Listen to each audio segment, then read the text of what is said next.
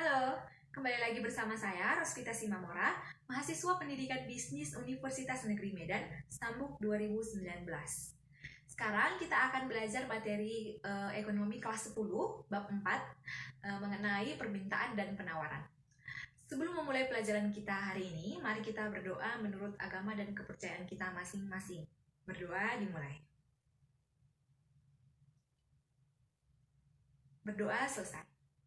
Nah, melalui pembelajaran kita kali ini, anak-anak sekalian diharapkan dapat mengetahui serta memahami pengertian permintaan dan penawaran, hukum permintaan dan penawaran, faktor-faktor yang mempengaruhi permintaan dan penawaran, kurva permintaan dan penawaran, serta fungsi permintaan dan penawaran.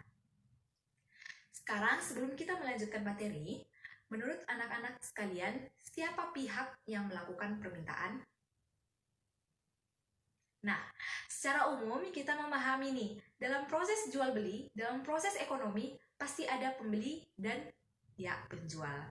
Dan sekarang coba anak-anak telaah dan pikirkan siapa atau pihak mana yang melakukan permintaan tersebut. Oke, jawabannya betul ya, bahwa yang melakukan permintaan adalah pembeli atau konsumen. Permintaan itu sendiri adalah sejumlah barang atau jasa yang diinginkan dan mampu dibelikan oleh konsumen. Jadi permintaan dilakukan oleh konsumen dalam rangka memenuhi kebutuhan mereka yang tentu sesuai dengan harga yang ditawarkan oleh produsen atau penjual. Selanjutnya, ada beberapa faktor yang mempengaruhi permintaan, yaitu yang pertama, permintaan dipengaruhi oleh harga barang itu sendiri. Harga barang merupakan faktor utama yang mempengaruhi permintaan seseorang atau permintaan pasar. Harga yang murah tetapi mutu yang baik akan menjadikan permintaan lebih banyak. Benar kan? Nah, sedangkan harga tinggi dengan mutu yang biasa-biasa saja akan menjadikan permintaan berkurang. Yang kedua, permintaan dipengaruhi oleh perubahan harga barang substitusi. Jika kompor gas disubstitusikan dengan kompor minyak tanah, maka ketika terjadi kenaikan harga kompor gas, permintaan terhadap kompor minyak tanah akan bertambah sebagai barang pengganti dari kompor gas tersebut karena dianggap lebih murah. Yang ketiga, permintaan dipengaruhi oleh pendapatan masyarakat. Semakin banyak pendapatan masyarakat, permintaan terhadap barang atau jasa cenderung meningkat. Begitu pula sebaliknya, semakin kecil pendapatan, maka akan semakin kecil pula permintaan terhadap barang atau jasa. Anak-anak sekalian juga pasti seperti itu, benar kan?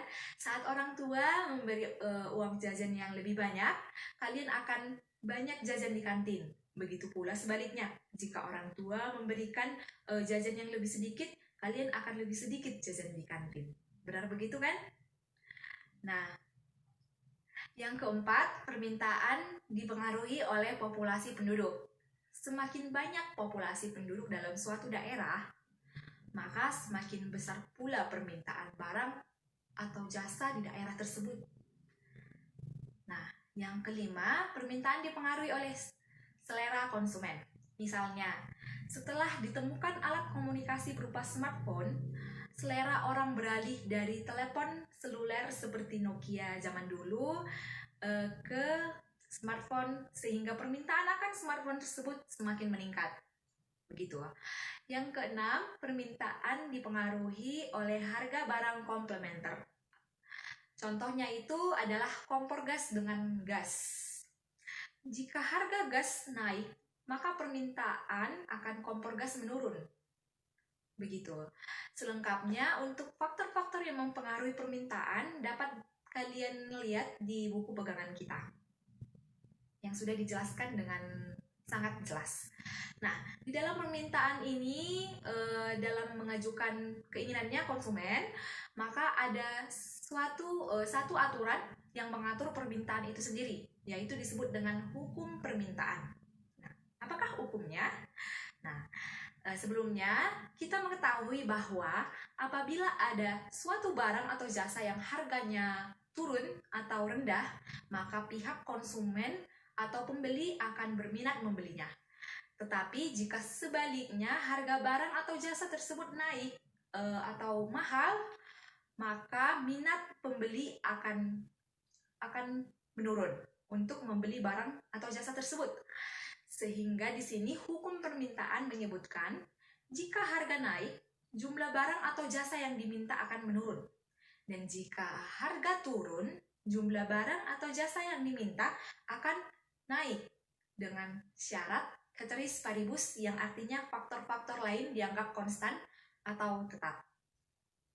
Sekarang kita masuk ke kurva permintaan.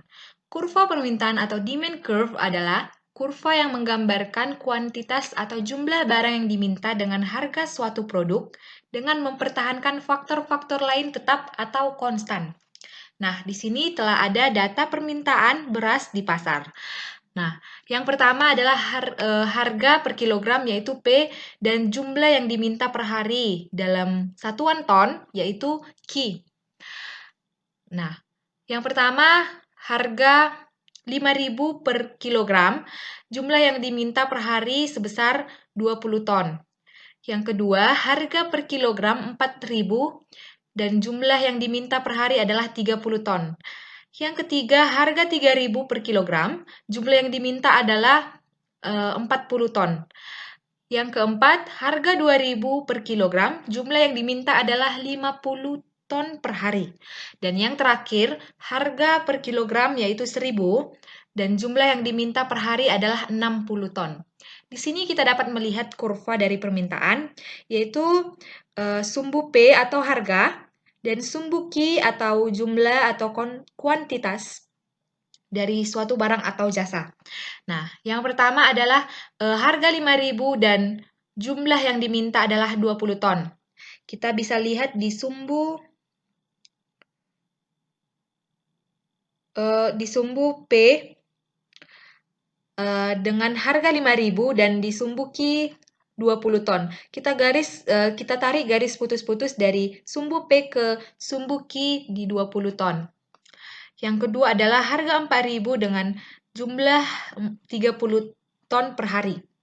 Kita dapat melihatnya di sini di sumbu P 4.000 ditarik garis ke sumbu Q yaitu sebesar 30 ton per hari.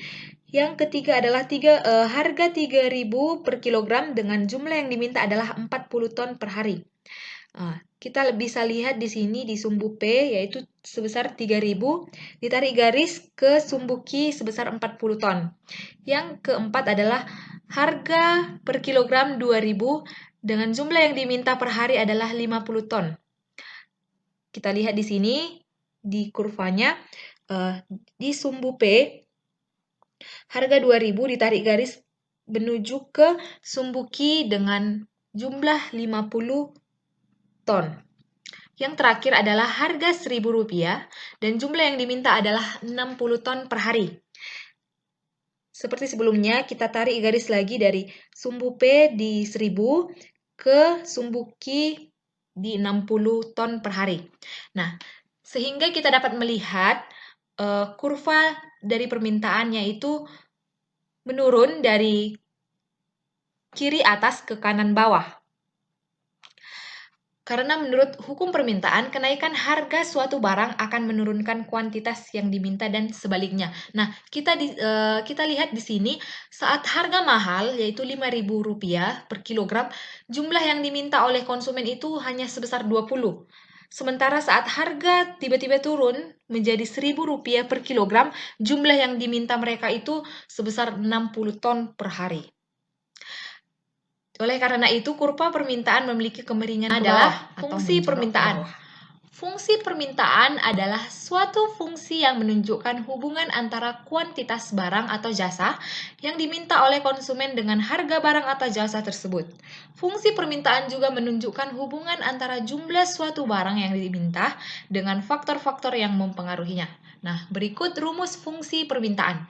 P dikurang P1 per P2 dikurang P1 sama dengan, ini sama dengan ya, Q dikurang Q1 per Q2 dikurang Q1, di mana P1 di sini merupakan harga awal dari produk atau jasa yang ditawarkan oleh penjual atau produsen. Dan P2 merupakan harga perubahan dari produk atau jasa tersebut. Q1 di sini merupakan jumlah awal yang diminta oleh pembeli atau konsumen. Dan Q2 merupakan jumlah perubahan. Sehingga di sini kita dapat menemukan fungsi permintaannya, yaitu QD atau key demand sama dengan minus A ditambah P. Ini ada tambahnya ya. Dengan A dan B sama dengan konstanta atau angka. Nah, kita masuk ke contoh soal. Di sini telah tersedia tabel permintaan telur di pasar. Nah, berdasarkan tabel ini, bagaimana fungsi permintaan telur di pasar? Nah, di sini kita dapat mengambil P1 dan P2 dari tabel tersebut. Dari tabel ini. Kita ambil P1 adalah 15.000 dan P2 adalah 20.000. Kita dapat mengambil yang mana saja P1, asalkan berurutan dengan P2. Misalnya, kita dapat mengambil P1 adalah 20.000 dan P2 adalah 25.000. Atau kita mengambil P1 25.000 dan P2 30.000. Seperti itu. Nah, kita lanjut lagi. Kita ambil P1 dan P2 15.000 dan 20.000. Q1 adalah 500 dan Q2 adalah 400. Dari rumus P dikurang P1 per P2 dikurang P1 sama dengan Q dikurang Q1 per Q2 dikurang 1, kita dapat memasukkan ini ke dalam rumus. P dikurang P1. P dikurang P1 di sini adalah 15.000. Dan per P2 dikurang P1. P2 di sini adalah 20.000 dikurang 15.000, yaitu P1. Sama dengan Q dikurang Q1. Q1 di sini adalah 500. Q dikurang 500 per Q2 dikurang Q1. Q2 di sini adalah 400 dan Q1 500. Jadi, sementara kita mendapat P dikurang 15.000 per 20.000 dikurang 15.000 sama dengan Q dikurang 500 per 400 dikurang 500. Nah, dari hasil ini, kita dapat menyederhanakan pecahan ini. Menjadi P dikurang 15.000 per 20.000 dikurang 15.000 sama dengan 5.000. P dikurang 15.000 per 5.000 sama dengan Q dikurang 500 per 400 dikurang 500, yaitu minus 100. Jadi hasil yang kita dapat untuk sementara adalah P dikurang 15.000 per 5.000 sama dengan Q dikurang 500 per minus 100. Nah, hasil ini kita kalikan silang antara kedua ruas. Nah, yang pertama adalah P dikurang 15.000 dikali minus 100. P dikali minus 100, positif ketemu dengan minus menjadi minus. 1 dikali 100 menjadi 100. Minus 100P. Nah, minus 15.000 dikali minus 100. Minus ketemu minus menjadi positif, ditambah. 15.000 dikali 100 sama dengan 1.500.000. Sama dengan, kita kalikan lagi bagian Q. Q dikurang 500 dikali 5.000. Q dikali 5.000 sama dengan 5.000 Q. Minus 500 dikali 5.000, minus ketemu dengan positif, hasilnya menjadi minus. 500 dikali 5.000, hasilnya menjadi 2.500.000. Nah, setelah itu kita jumlahkan konstanta yang ada di dalam persamaan ini, yaitu 1.500.000 dengan minus 2.500.000. Nah, minus 2.500.000 ini kita pindahkan ke ruas kiri. Sehingga tanda minus ini berubah menjadi tanda positif, yaitu tambah. Sehingga 1.500 ditambah 2.500 hasilnya adalah 4 juta. Jadi hasil sementara yang kita dapat lagi adalah minus 100P ditambah 4 juta sama dengan 5.000 Q. Setelah itu, ruas kiri ini kita bagikan dengan 5.000. Menjadi minus 100P ditambah 4 juta per 5.000 sama dengan Q. Dari sini kita mendapatkan hasil dari fungsi permintaan telur adalah QD atau key demand sama dengan 800 dikurang 0,02P. Nah, 800 ini berasal dari hasil dari 4 juta dibagi 5.000. Dan minus 0,02P ini adalah hasil dari minus 100P dibagi 5.000. Nah, fungsi ini yaitu sesuai dengan fungsi permintaan, QD sama dengan minus AP ditambah B. Baiklah, sampai di sini apakah ada yang ingin ditanyakan?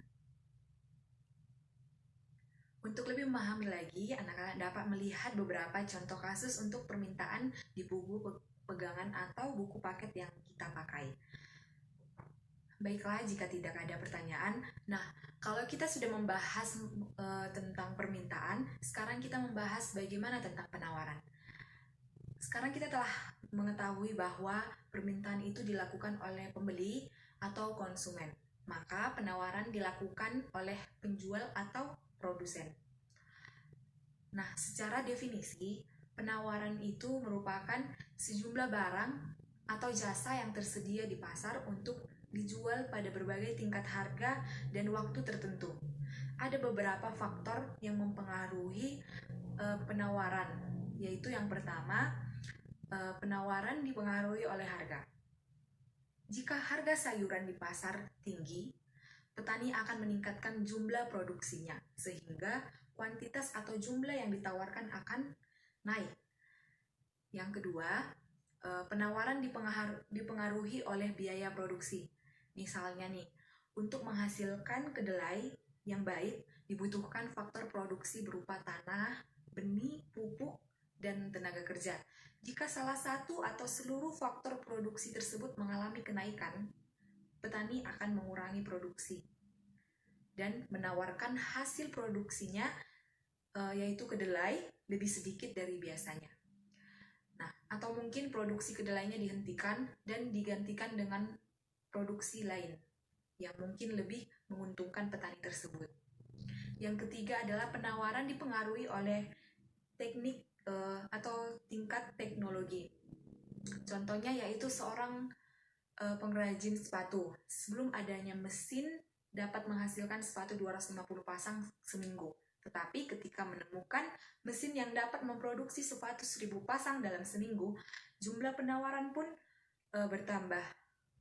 Begitu. Yang keempat yaitu penawaran dipengaruhi oleh keuntungan atau laba. Ini merupakan keuntungan yang diharapkan. Misalnya, jika harga kedelai diperkirakan akan turun pada akhir tahun ini, petani akan mengurangi produksi kedelainya dan menggantikannya dengan produksi yang lain. Yang kelima yaitu penawaran dipengaruhi oleh tingkat persaingan. Nah, semakin tinggi persaingan suatu barang, karena semakin banyaknya produsen, maka jumlah penawaran pun semakin banyak. Dan yang keenam itu adalah penawaran dipengaruhi oleh harapan di masa depan. Ketika suatu barang langka di pasaran, produsen mencoba menahan barang tersebut untuk tidak ditawarkan dulu ke pasar dengan harapan harga naik terus dan produsen akan mendapatkan laba yang besar dari perbuatannya ini. Begitu. Perbuatan ini termasuk penimbunan ya, yang di dalam etika bisnis tidak diperkenankan karena merugikan banyak orang. Nah, selanjutnya, jika permintaan ada hukumnya, penawaran juga pasti mempunyai hukum. Nah, bagaimana hukum penawaran? Hukum penawaran adalah kebalikan dari hukum permintaan. Di saat hukum permintaan, jika harga tinggi, permintaan menurun. Jika harga rendah, permintaan meningkat. Sebaliknya dengan penawaran, jika harga semakin tinggi, maka penawaran akan semakin tinggi. Ya, orang yang menjual suatu barang atau jasa begitu tahu harga lagi naik, maka dia akan menawarkan atau menjual sebanyak-banyaknya supaya dia mendapatkan keuntungan yang banyak pula. Tetapi di saat harga menurun atau rendah, penawaran pun menjadi rendah. Mengapa demikian? Apakah ada yang bisa menjawab? Nah, ini dikarenakan bisa jadi seseorang menawarkan barang ini bisa saja diproduksi sendiri atau bisa saja dibeli dari penjual lainnya. Jadi mungkin dia membeli dengan harga tinggi atau bahan-bahan pokoknya memiliki harga tinggi, padahal di saat dia ingin menjualnya harganya tiba-tiba turun, maka dia tidak mau langsung menjual semua persediaan barang yang dimilikinya. Dia akan menghitung dahulu berapa laba yang akan didapatkannya jika dia menjual barangnya itu pada saat harga turun. Apakah dengan modalnya yang besar dapat menjual barang dengan harga yang rendah atau murah? Nah, karena kita tahu bahwa tidak ada penjual yang menginginkan kerugian, maka jika kita lihat secara teoritis, hukum penawaran menyebutkan jika harga naik, jumlah yang ditawarkan juga akan naik. Demikian pula sebaliknya, jika harga turun, jumlah yang ditawarkan akan turun juga. Dengan syarat ceteris paribus atau faktor selain harga dianggap konstan atau tetap. Baiklah, selanjutnya kita masuk ke kurva penawaran. Kurva penawaran merupakan sebuah kurva yang menunjukkan jumlah output yang akan diproduksi oleh semua produsen di pasar dengan harga yang berbeda dalam jangka pendek. Nah, di sini telah tersedia contoh data penawaran mangga di pasar. Nah, harga per pasang atau P dan jumlah yang ditawarkan per hari dengan dalam lusin dengan jumlah dengan simbol Q. Yang pertama adalah saat harga per pasang adalah 2.000, jumlah yang ditawarkan oleh produsen sebesar 100 lusin per hari. Yang kedua, harga per pasang adalah 3.000, jumlah yang ditawarkan oleh produsen per hari adalah 200 lusin. Yang ketiga, harga per pasang adalah Rp5.000 dan jumlah yang ditawarkan oleh produsen sebesar 300 lusin per hari. Yang keempat, harga per pasangnya adalah 8.000 dan jumlah yang ditawarkan per hari oleh produsen adalah 400 lusin. Dan yang terakhir adalah harga per pasang 10.000 dan jumlah yang ditawarkan per hari sebesar 500 lusin. Nah, dari data ini kita dapat membuat sebuah kurva. Di sini kita lihat kurva dari penawaran. Yang pertama adalah harga per pasang 2.000 dengan jumlah yang ditawarkan 100 lusin. Kita lihat di sumbu P dan sumbu Q. Di sumbu P ada 2.000 yang garisnya ditarik ke sumbu Q yaitu sebesar 100 lusin. Yang kedua adalah harga 3.000 dan jumlah yang ditawarkan 200. Di sumbu P di 3.000, di harga 3.000 kita tarik garis ke sumbu Q dengan jumlah 200 lusin per hari. Yang ketiga adalah harga 5.000 per pasang. Kita tarik garis putus-putus ke sumbu Q jumlah 300 per lusin, jumlah 300 lusin per hari. Yang keempat adalah harga 8.000 di sumbu P.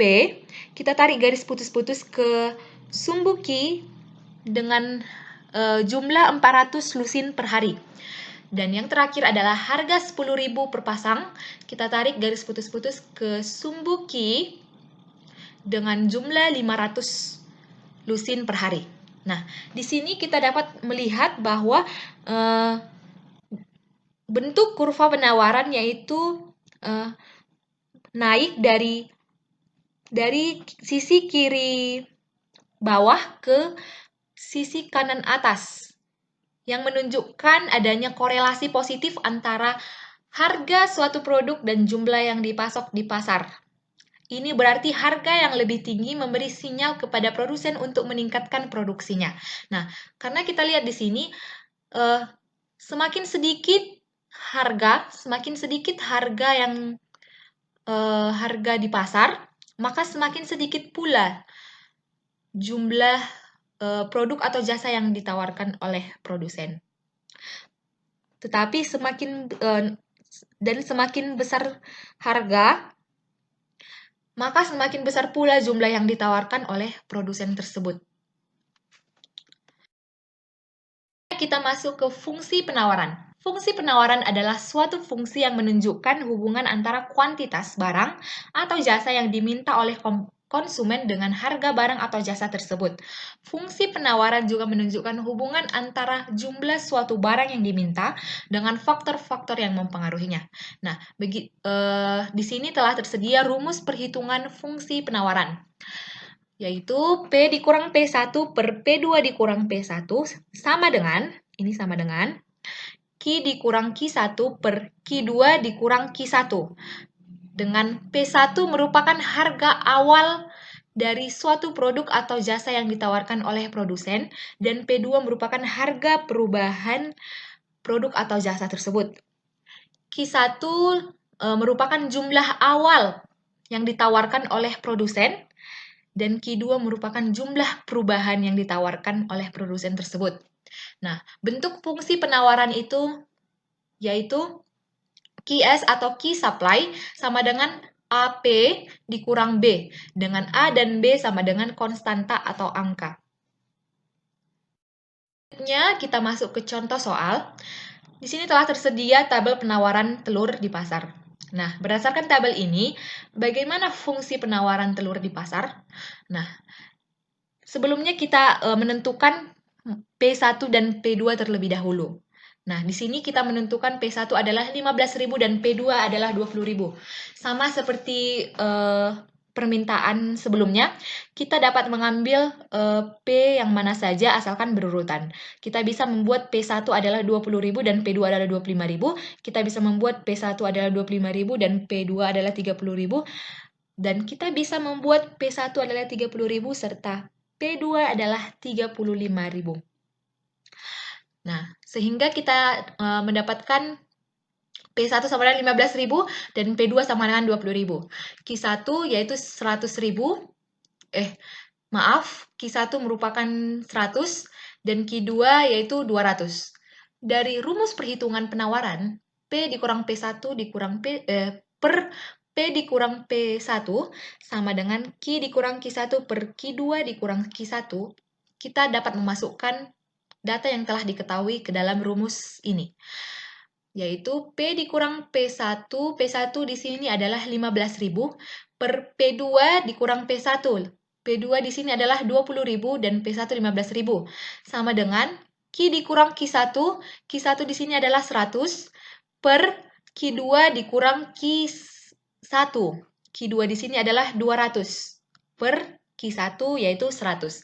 Jadi, hasil sementara yang kita dapat adalah P dikurang 15.000 per 20.000 dikurang 15.000 sama dengan Q dikurang 100 per 200 dikurang 100. Dari hasil ini kita dapat menyederhanakan pecahannya, yaitu P dikurang 15.000 per 20.000 dikurang 15.000 yaitu 5.000 sama dengan Q dikurang 100 per 200 dikurang 100 sama dengan 100. Hasil yang baru yang kita dapat sementara adalah P dikurang 15.000 per 5.000 sama dengan Q dikurang 100 per 100. Nah, hasil ini kita kalikan silang antara kedua ruas, yaitu P dikurang 15.000 dikali 100. P dikali 100 yaitu dapat hasil 100P minus 15.000 dikali 100. Minus ketemu positif, hasilnya minus.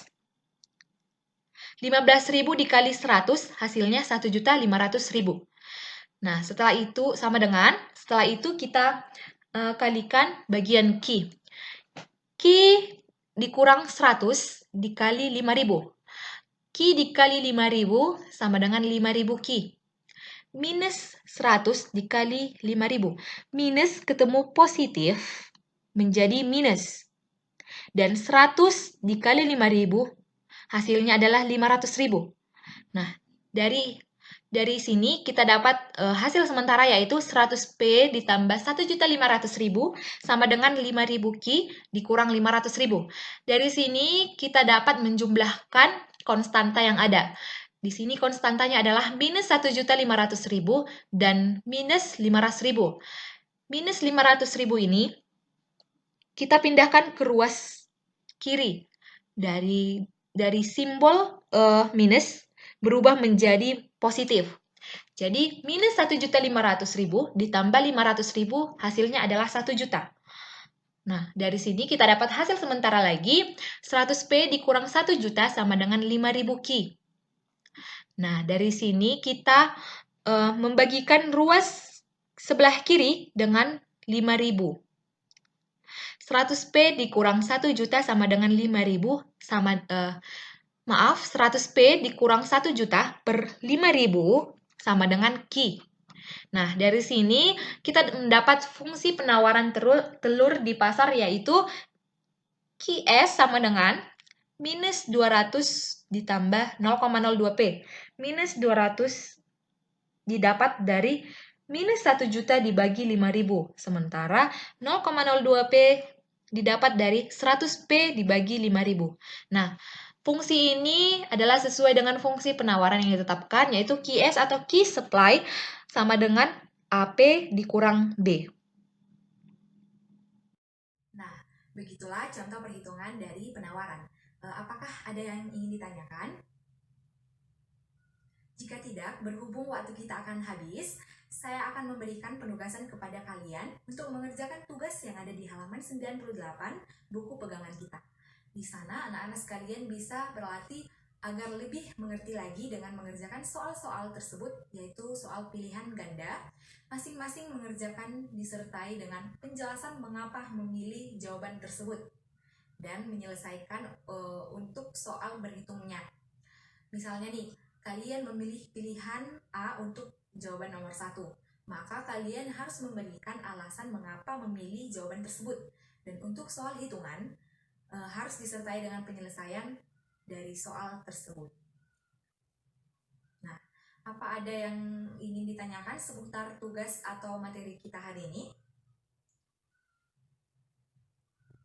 Tidak ada ya?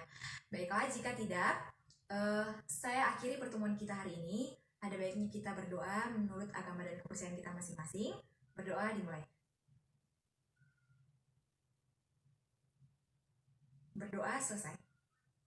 Oke, jangan lupa untuk mengerjakan tugasnya ya. Selamat siang dan sampai jumpa di pertemuan berikutnya.